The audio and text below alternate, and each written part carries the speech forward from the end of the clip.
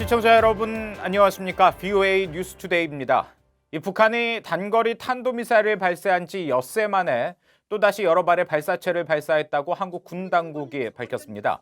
한국합동참모본부는 31일 북한이 오늘 새벽 함경남도 호도반도 일대에서 미상 발사체 수발을 발사했다면서 군은 추가 발사에 대비해 관련 동향을 추적 감시하면서 대비 태세를 유지하고 있다고 밝혔습니다.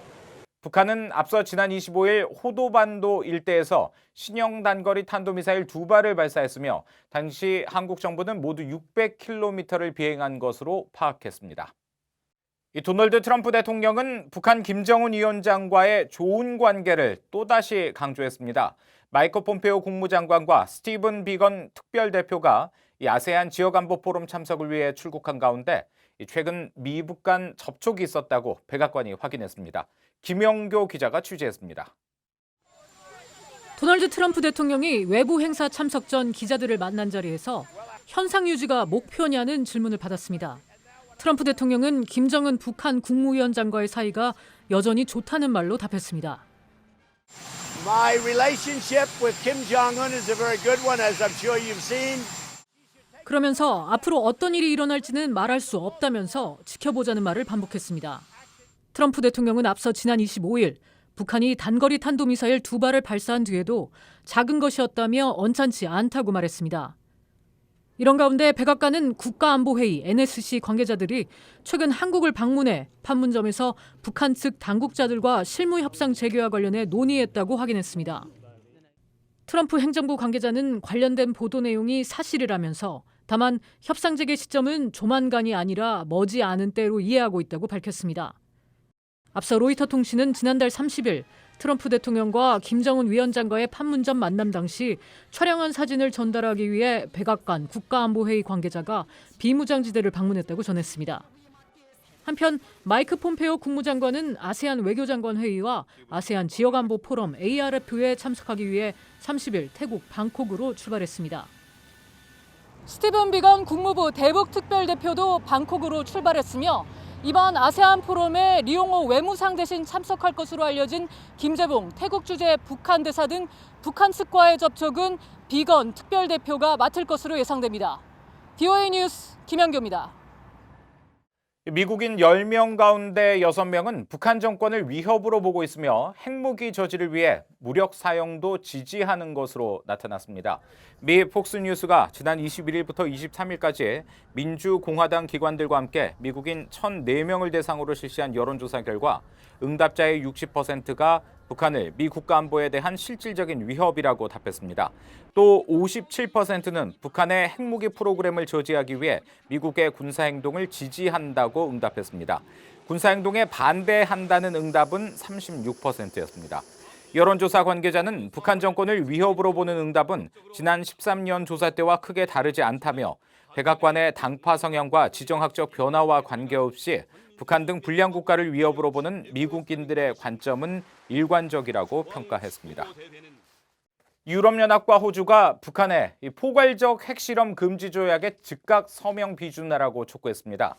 하지만 북한은 조약 가입은 주권에 관한 문제라며 강력히 거부했습니다. 이현철 기자의 보도입니다. 유럽연합은 30일 제네바 유엔본부에서 열린 군축 회의에서 북한에 더 이상 지체하지 말고 아무 전제 조건 없이 포괄적 핵실험 금지 조약 CTBT에 서명 비준하라고 촉구했습니다. We call on the DPRK to give effect to its stated intention to end nuclear testing by signing and ratifying the CTBT. 유럽연합은 북한의 핵실험들 후에 포괄적 핵실험 금지 조약 기구 CTBTO가 제공한 빠르고 믿을 수 있으며 독립적인 자료들 덕분에 국제사회 신속하고 적절한 대응이 가능했다고 말했습니다. 그러면서 이런 측면에서 CTBTO와 이 기구의 전문 지식이 완전하고 검증 가능하며 되돌이킬 수 없는 비핵화에 중대한 기여를 할 수 있다고 강조했습니다. 호주도 북한의 비핵화에 대한 전반적인 공약의 일환으로 포괄적 핵실험 금지 조약에 가입하라고 촉구했습니다. 포괄적 핵실험 금지 조약 기구의 라시나 제르보 사무총장은 이날 회의에서 북한의 참관국 자격으로라도 조약에 참여하라고 촉구했습니다. Even If signature and/or ratification is out of reach for North Korea at this stage, the country could still consider becoming an observer to the CTBTO as Pakistan and Cuba have done. 제르보 사무총장은 북한이 참관국이 되면 조약의 기술적인 검증 능력과 CTBT 자료 이용 등 조약 가입에 따른 보수적인 효과에 익숙해질 수 있을 것이라고 말했습니다. 그러나 북한은 국제사회에 이 같은 촉구를 거부했습니다. 북한은 국제조약 가입은 개별 국가의 주권에 달린 문제라며 모든 나라들은 자국의 국가적 우선순위와 안보적 필요가 있다고 주장했습니다. My delegation strongly rejects these statements intended to put pressure on the DPRK to join the CTBT. 한국은 북한이 지난해 핵실험 중단을 선언하고 전면적 핵실험 금지를 위한 국제사회 노력에 합류하겠다고 밝힌 것을 환영한다며 이 같은 공약을 계속 준수하라고 촉구했습니다. 아울러 한반도 비핵화를 위한 한국의 노력에 대한 국제사회 지속적인 지지와 격려를 고대한다고 덧붙였습니다. BOA 뉴스 이현철입니다. 유엔 안보리 대북제재위원회가 유럽연합 식량안보사무소의 자금 이전에 대한 이 제재 면제 신청을 승인했습니다. 지금까지 북한 반입이 허가된 물품과 프로그램은 최소 1,400만 달러에 달하는 것으로 집계됐습니다. 함지아 기자가 보도합니다. 유엔 주재 이탈리아 대표부는 지난달 3일 EU 식량안보사무소의 운영을 맡고 있는 에그리 콘설팅이 대북 인도 지원을 위한 운영 자금을 북한으로 반입할 수 있도록 해달라며 안보리 대북제재위원회에 신청서를 제출했습니다. 유엔 안보리 대북제재위원회는 29일 공개한 서한에서 유럽연합 EU 식량안보사무소의 운영 자금의 이전을 승인한다고 밝혔습니다. 서한에 따르면 에그리 콘설팅은 자금 이전 외에 물품이나 자재 등의 대북 반입은 예고하지 않았습니다. 승인 서한과 함께 공개된 반입 목록에는 에그리 콘설팅이 올해 3월부터 2022년 2월까지 사용할 금액으로 약 106만 유로, 약 118만 달러가 안내됐습니다. 이번 승인으로 현재 유엔 안보리 대북제재위원회 웹사이트에는 모두 19개 단체가 허가를 받은 것으로 나타났습니다. 이들 단체들 중 액수가 명시된 단체들의 대북 반입 물품과 자금의 액수를 합치면 약 743만 달러입니다. 안보리는 지난해 8월 이후 약 30여 개 단체들의 대북 물품 반입을 승인했으며 이 중 이미 승인 기간이 만료된 단체들의 허가 액수는 약 650만 달러였습니다. 아직 유효 기간이 살아있는 승인 금액 743만 달러와 더할 경우 역대 대북제재위원회가 승인한 대북 반입 물품의 총액은 약 1,400만 달러에 육박합니다.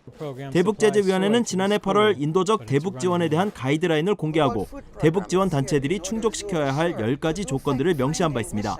이후 대북 인도주의 단체들은 인도적 지원의 성격이 북한 주민들의 이익을 위한다는 점과 수혜자 결정 기준 등 전보다 구체적이고 상세한 내용을 신청서에 담아 대북제재위원회에 제출하고 있습니다. BOA 뉴스 함지아입니다. 미국 정부가 최첨단 무인 정찰기 글로벌 호크의 한국 판매를 승인해 북한의 핵과 미사일 시설을 탐지하고 추적해 대응하는 한국 군 능력이 한층 강화될 것으로 보입니다. 미 국방안보협력국은 30일 국무부가 한국에 대한 9억 5천만 달러 상당의 글로벌 호크 판매를 승인했다고 밝혔습니다.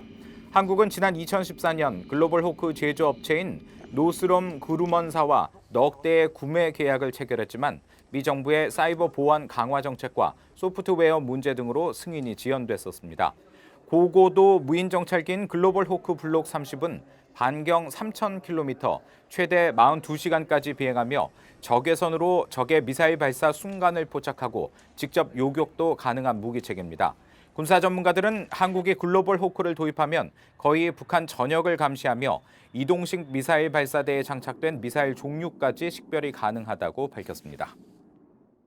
마크 에스퍼 신임 미 국방장관이 이번 주 취임 이후 첫 해외 방문으로 한국 등 아시아를 찾을 계획입니다.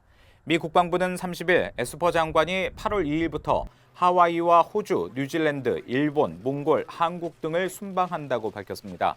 그러면서 에스퍼 장관은 이번 순방을 통해 주요 지도자들을 만나 방위 관계를 재확인하고 고위 당국자들과 양자와 다자 회의를 가질 것이라고 설명했습니다. 에스퍼 장관은 한국 방문 기간 북한 문제와 미한일 3국 간 협력, 또 중동 호르무즈 해협 호위 연합체 구성과 관련한 문제 등을 논의할 것으로 관측됩니다. 이상으로 BOA 뉴스투데이 마칩니다. 함께해 주신 여러분 고맙습니다.